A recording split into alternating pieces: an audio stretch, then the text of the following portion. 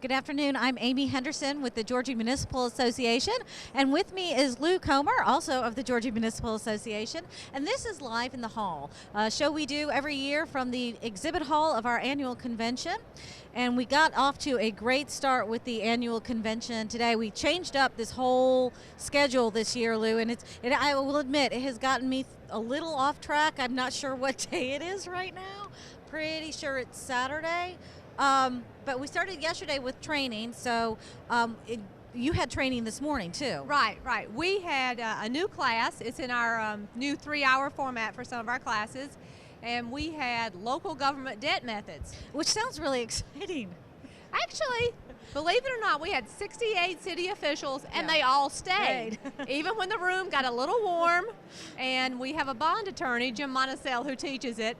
And Jim's a great guy, but he is a bond attorney, and this is a lot about laws. Right. So, but it's important information, and that's the kind of what I heard from people coming out of there was the things that they learned that they hadn't realized, that the kind of their risk as city officials in going and taking on debt, that they actually, it's not just the city's risk, it's also theirs as well. Exactly. We also had Rita McLaughlin, who is with the Municipal Securities Rulemaking Board, which is a branch of the Securities and Exchange Commission. And she, I think, was kind of the headliner with letting them know, hey, it's your name on those documents. Even if it's just the mayor signing it, you as a council member probably also signed a resolution or something to do this. So if there's enforcement action, you are the people they're coming after. And we had training yesterday, we had training today, all the classes were packed. I went on a mobile workshop that looked at the Americans with Disabilities Act, because this is the 25th anniversary of that Civil Rights Act, and we had a great group of folks for that. And that's just, that's kind of the educational part of our conference.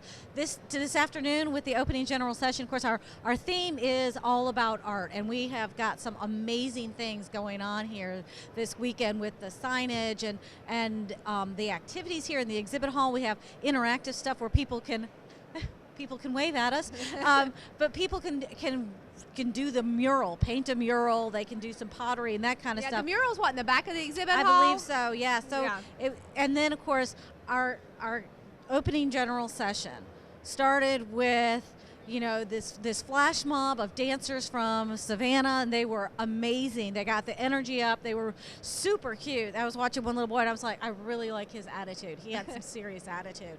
And then Eric Wall, our keynote speaker, just amazing. Yeah. So. And of course, our ever popular Parade of Flags. Yes. That's been a staple at GMA conventions for forever. I know. I've been here since 1997, and my first convention was in '98, and they were talking about this Parade of Flags, and I was like, okay, what's this all about? And it's a great way to learn a little bit about these cities, because it's got, obviously their logo on it and whatever their motto is too. So it's a little lesson as they come down the aisle, and it's always an honor to be that person that gets to carry the city flag.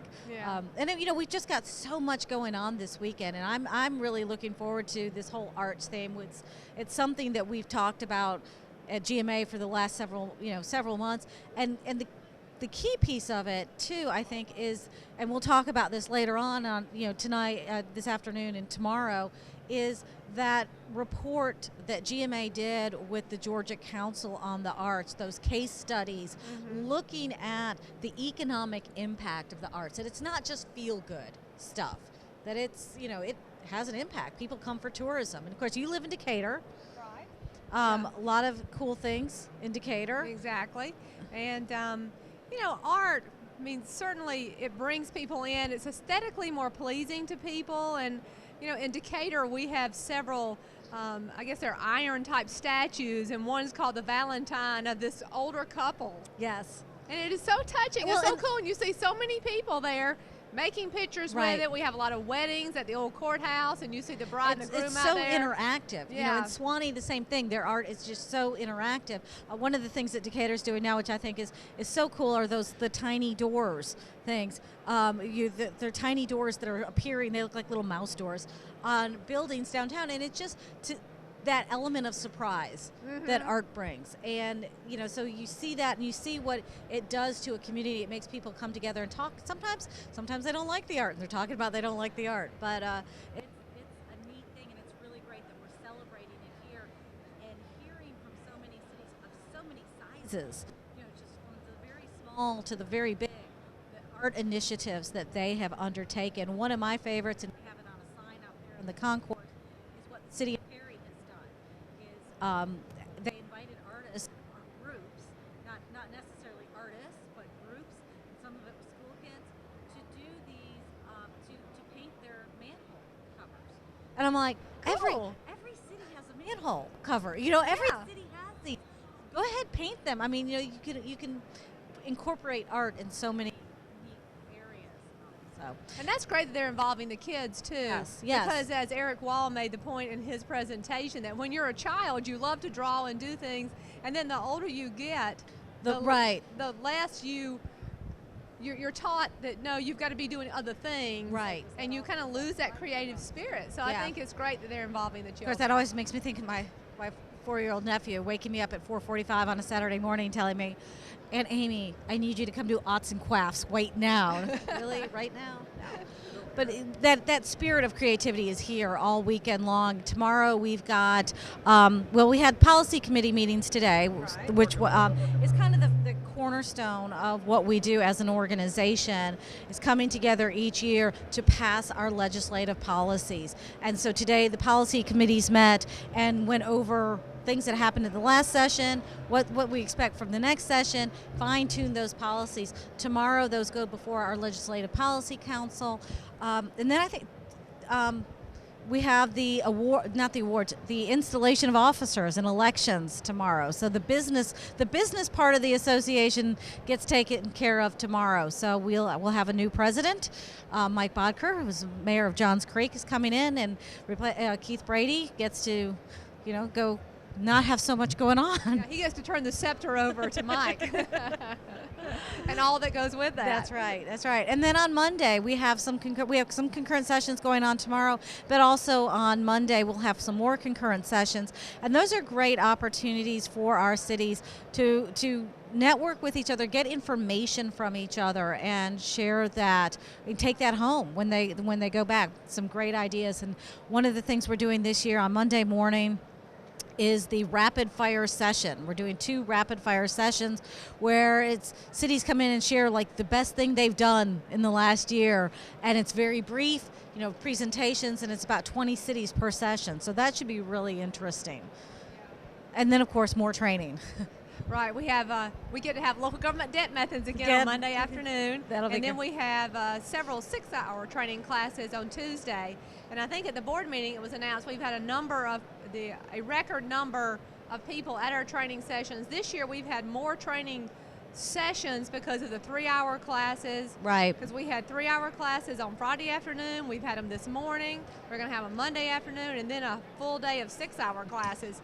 I can't count how many that I is, know. but it's a lot more than we usually have. It's a lot more training, and the great thing is all these classes are always fully booked. I mean, I had people coming up to me this morning at the mobile workshop asking, "Is my class, is your class full? Because I really want to get in." And I only had so many seats on the bus, so yes, my class was full. I understand you did have an interloper though that somehow got on the ferry and got in with your group. We did pick up a city official along the way who said, "Well, you guys are going on a field trip. I want to go too." She does not get credit for being there, however. But it's just, this, to me, our annual convention is such a great opportunity for networking, for bringing our city officials together.